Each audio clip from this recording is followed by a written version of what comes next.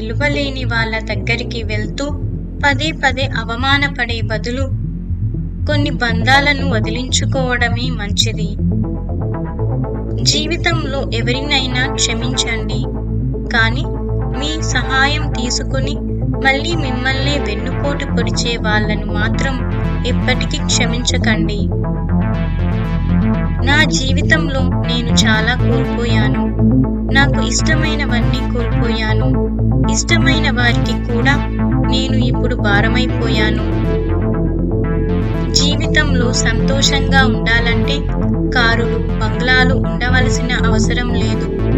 మన బాధను పంచుకుంటూ మనమే తన ఆస్తిగా భావించే నిజాయితీ గల బంధం ఉంటే చాలు. జీవితంలో ఎవరినైనా క్షమించండి, కానీ మీ సహాయం తీసుకొని మళ్ళీ మిమ్మల్ని వెన్నుపోటు పొడిచే వాళ్ళను మాత్రం ఎప్పటికీ క్షమించకండి.